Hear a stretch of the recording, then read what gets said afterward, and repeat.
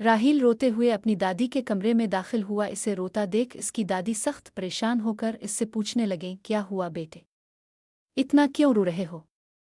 राल अपने आंसू पोंछते हुए कहने लगा, दादी अम्मू आज मेरा यूनिट टेस्ट था और सच कहता हूँ दादी अम्मू, मैंने सब कुछ याद किया था, पूरा पूरा पढ़ा था, लेकिन इम्तिहान हाल में जब पेपर हाथ में आया तो मुझे कुछ भी याद नहीं आ रहा था। सब कुछ भूल गया था। सब बच्चे लिख रहे थे सिवाय मेरे। मैंने अपना पूरा पर्चा खाली छोड़ दिया। अब मैं फेल हो जाऊंगा। इतना कहकर राहिल दोबारा फूट फूट कर रोने लगा। उसकी दादी ने इसको चुप कराया और कहा, अच्छा राहिल बेटा, मेरा एक काम करो, सामने के बाग से चंद गुलाब तोड़ लाओ और वहां से आते वक्त इस बाग के माली को खूब बुरा भला कहना। राहिल ने हैरानी से अपनी दादी के चेहरे को तकते हुए कहा, दादी अम्मू अगर मैं इसे बुरा भला कहूंगा तो फूल देना तो दूर, वो मुझे मार मार कर वहां से भगा देगा।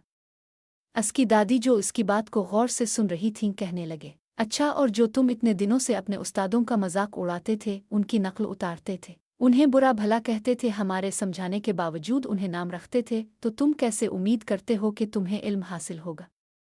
राल ने शर्मिंदगी से अपनी गर्दन झुका ली और कहा, दादी अम्मू वाकई मुझसे बहुत बड़ी गलती हो गई जिसकी मुझे सज़ा मिली, लेकिन मैं अब से वदा करता हूँ कि अब मैं अपने असातिज़ा का एहतराम करूँगा।